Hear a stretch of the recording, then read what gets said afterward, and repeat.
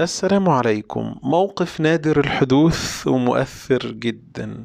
الشيخ المنشاوي كان راكب سيارة أجرة مع الناس، يعني مش عربية خاصة ولا سيارة أجرة.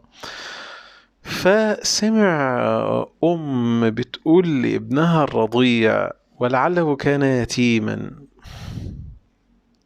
اللهم كن لليتامى يا رب. فكانت بتقول له بمنتهى الشفقة: لو معايا فلوس، بتقول للرضيع، تكلم نفسها، لو معايا فلوس كنت جبت الشيخ المنشاوي يقرأ لك.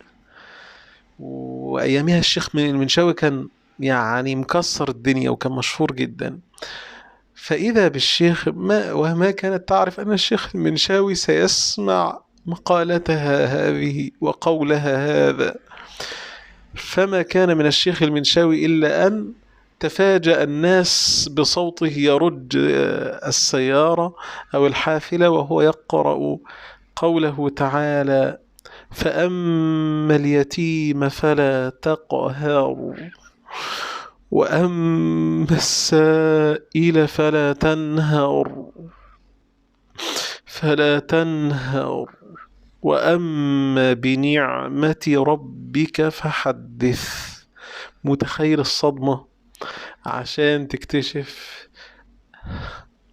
أن الله أتى لها بالشيخ المنشاوي بنفسه. سبحان الملك العظيم. مش بس كده، الشيخ المنشاوي بعد القراءة أخذ عنوان هذه السيدة.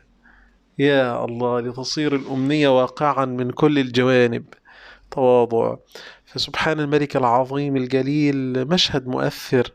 عشان تعرفوا بس حاجة واحدة بس: عاملوا ربنا بقلوبكم. القلب ده يا سلام لو شفت بيه عرش الله جل جلاله. يا سلام لو القلب ده حب القرآن. مش بس كده، اجبر خاطر اي حد تقدر تجبر خاطره. سبحان الملك العظيم الجليل. لان انت ممكن تملك جبر خاطر بحاجة ربنا اداها لك والحاجة دي تبقى يسيرة عليك، لكن عند الطرف التاني ده ياه الدنيا وما فيها. قولوا اللهم بارك في عاصم، قولوا وأعطه ما يريد. قناة يوتيوب دكتور عاصم إسماعيل. حبوا القرآن قوي، احفظوه على إيد حد واقرأوا في تفسيره، واسألوا الله أن يفتح عليكم في القرآن وبكم وعلى أيديكم. السلام عليكم.